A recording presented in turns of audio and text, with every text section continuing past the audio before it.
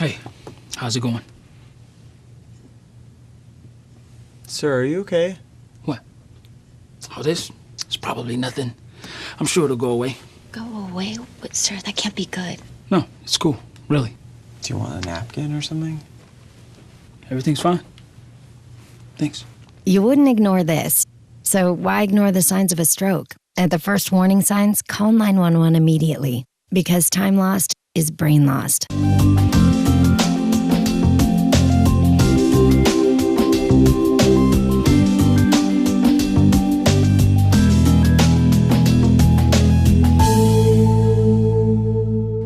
Hello, and welcome to another edition of Road to Recovery.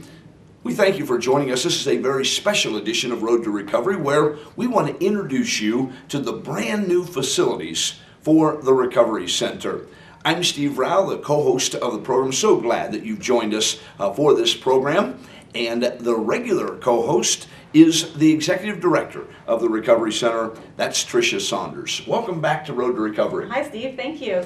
I'm so glad to have you here at the Recovery Center today. It's a beautiful place. We've already kind of done a little bit of a tour, a little walk around, and we want to make that available to our viewer and listener today. It is a fabulous facility. You're at 201 South Columbus Street, is that correct? That is correct. Right on the corner of Columbus and Chestnut Streets. Yes. If folks might remember the old Lancaster hardware plumbing store, is that right? That is right. So upstairs and downstairs Correct. of that facility. First of all, why did you move to downtown Lancaster? Well, we were seeing that with the clients in the location that we were for 17 years, that it was a challenge for a lot of people to get to the Recovery Center. Many of our people walk, many of them have children, so they were walking 2 miles each way. And again, with the challenge, a lot of them with children, that's a lot to deal with. So part of our job is to reduce barriers to treatment. We want to reduce the barriers and find ways to improve access to treatment and help people get better. And we knew that being in a downtown proximity would be very helpful to our people because a lot of them come from this area. A lot of our people are also involved in job and family services. They get drug testing done because we like to make sure that they're doing what they're supposed to do. Sure. We have some involvement with the court and other entities in the downtown area, so we knew it would be time saving for our staff as well because we were coming over here all the time and many of our people were already here. So right. We felt that being in this area would help improve our productivity, give us more time to spend with the people we serve. Well, it was a very wise decision. I mean, think about 2 miles versus 2 blocks. Sure. You know, you're a block and a half from the Job and Family Services. You're a block and a half from the courthouse and drug testing places and so forth. And so what an ideal spot. As you say, this program is about hope and help and healing and wholeness. And you're actually making that easier or better for folks to get those kinds of helps for their struggle with addiction. Sure. It is an incredible blessing to be in downtown Lancaster for sure. Well, we'd like to see the facility. I know there's lots of different elements and parts of the facility. If somebody comes to 201 South Columbus Street, where should they go first? Well, the first thing that they will do is talk with our receptionist, and we encourage people to call us before they come to make sure we have someone available to see them at that time because again, our counselors are very busy. We have certain times of the week that are best, but we want to accommodate each person's needs around their work schedule. And again, we're all about increasing the access to help them be successful. So when they come to the Recovery Center, they come around to the side of the building where the parking lot is and come in the side door, which is basically our front door, and meet with the receptionist and go from there. Very good. So you'll show us this reception area and describe a little bit of the thinking that went behind creating this reception area. Well, we wanted people to feel comfortable and at home when they came in. I think a lot of people have a stereotype that they're coming to some type of lockdown facility, but really there are a lot of very young children that come here. Families attend treatment together, and we want people to feel welcome and again, comfortable. It's got to be a nice, inviting atmosphere. So that's the thinking that went behind the reception area, that would be open, bright and cheerful, and a little bit of space for kids to play and do activities as well. How would you compare the amount of space in this reception area to what you had before? Well, it's a lot warmer, I think, and it's a lot bigger actually. So Yes. I think that it's very conducive. There were a lot of times at our other facility where we didn't have enough room for people to sit. So. Well, one of the things that you are still working, it's still a work in progress. You want to do some other decoratings and those kinds of things. You told me about something that you want to put up on the wall. Tell us more about that. Well, our clients are still working on that. It's taking a little bit of time, but it's very important when people come in that they feel a sense of hope, that their life is changing in a positive direction.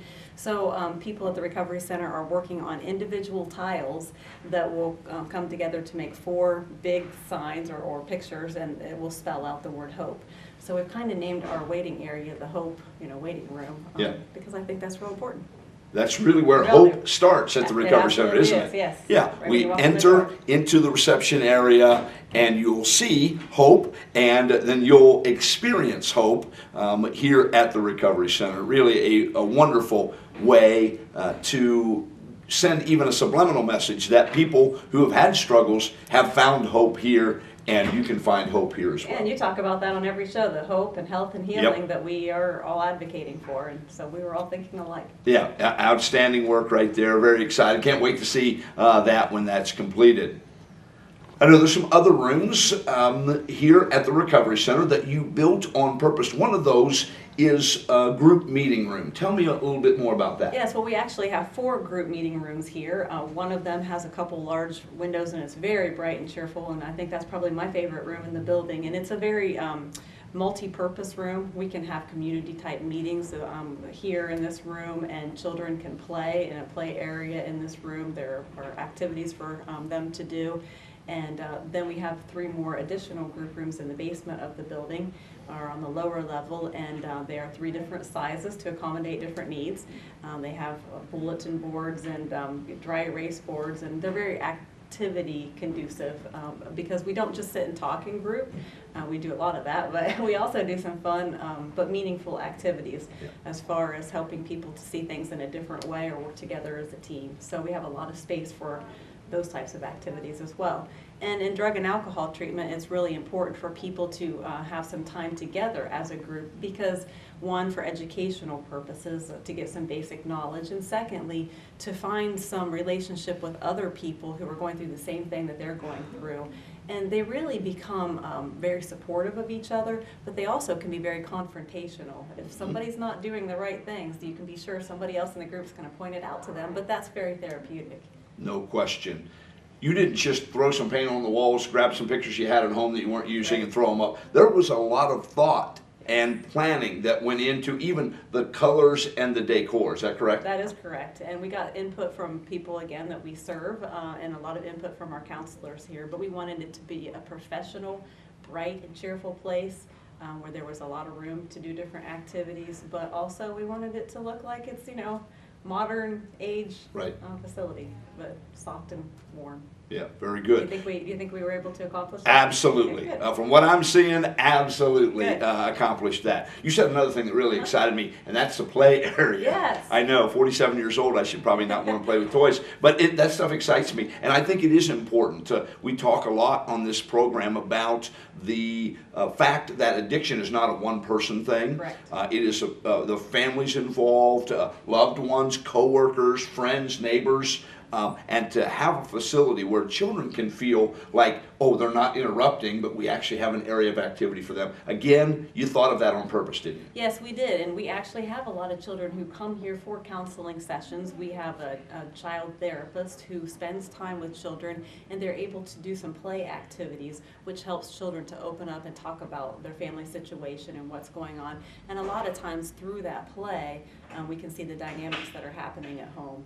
So it is very conducive to helping them get better. And again, they need to feel comfortable when they come here as well. So Wonderful. Well, there's one other thing I'd like to see, and that is, I know on occasion that somebody struggling with addiction needs to talk one-on-one. Need to have a kind of a private consultation, need to open up their heart and spirit and soul to someone one-on-one. You have areas for that too, don't you? yes, we do. We have a number of individual counseling offices, and each of our counselors have decorated their office in a manner that they feel is, something that kind of speaks to their personality, but also recovery. So each individual that comes here for counseling will spend some time individually with a counselor and talk about issues that they're not comfortable talking about in a group. They also will talk about their goals and how they are doing at accomplishing those goals. So that is monitored with the individual counselor in these smaller offices. Yeah. Well, and again, so important because, you know, you talk about group and how important that is to be confronted by another group member, but there are times when things are personal and private and you only want to share those one-on-one. Great office for that kind of activity. We just have about a minute and a half left. I want to ask you something you told me before we came on the air, and that is sometimes clients come to the new recovery center and say, it's too nice. I don't think I belong here. Talk to me a little bit more about that. Yeah, you know, people go through a lot of challenges in life, and I think especially, we noticed that temporarily when we were at Crossroads, that people didn't feel worthy of being in a building that was related to God because of things that had happened in their life. And the same thing happened when we came to this new facility. They felt that they weren't worthy of being here, that they didn't deserve a nice place to come. And that speaks a lot to their self-image, and we are here to help improve that because you can't accomplish powerful and positive things in your life if you're feeling really down about yourself. So it's been very good for them to see that they do deserve such a nice facility. Absolutely. Everyone is created in the image of God and deserves to be treated equally. And certainly they very much deserve to have a nice place to come. And the Recovery Center, its new facilities at 201 South Columbus Street is a phenomenal facility. It's very beautiful. You've got a chance to see it. We've been able to tour the facility. Wonderful job that's been done. I want to say a special thank you to the Gorsuch family, I'm guessing, as well. Yes, they have been phenomenal to us. They have really done a lot above and beyond, the call of their duty to help with this mission, and they see the value in helping people improve their lives. And I think it really started with Jennifer Walters' concern that she has children growing up in this community and realizing that there are issues that need to be addressed. And it took a lot of courage and time that she could have spent on other projects. Sure. But we're very grateful that they did all of this, and I think that they helped financially a lot on our building. So we're very, very grateful to them. Well, thank you for your leadership here as Executive Director of the Recovery Center. It's been a challenge to move from one facility to a temporary facility to a permanent facility, but you and your staff have done a great job, and we congratulate you and thank you for this gift to the community of Fairfield County and Lancaster, and we know it's going to make a difference in people's lives. Thank you. We're very excited to start focusing on other goals that the agency has to move forward and and be where we need to be in other areas. So thank you very much. We're thrilled to be here. Outstanding. If you are struggling with addiction or know someone who is, maybe a family member, a friend, a coworker, a neighbor, 201 South Columbus Street is the new location of the Recovery Center. They would love to have you stop by and find help and hope and healing and wholeness. You can give them a call to find out the best time to come, and that's at 740-687-4500. That's 687-4500. The Recovery Center at their new location, 201 South Columbus Street. Join us next time as we continue down the road to recovery.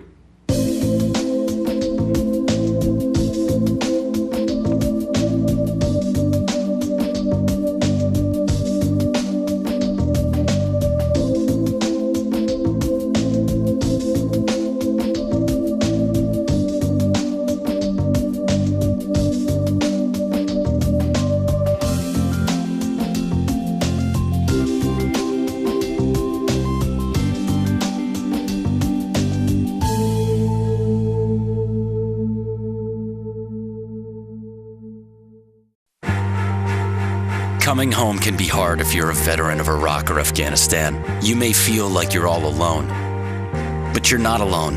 At IAVA.org, your fellow vets are all around you.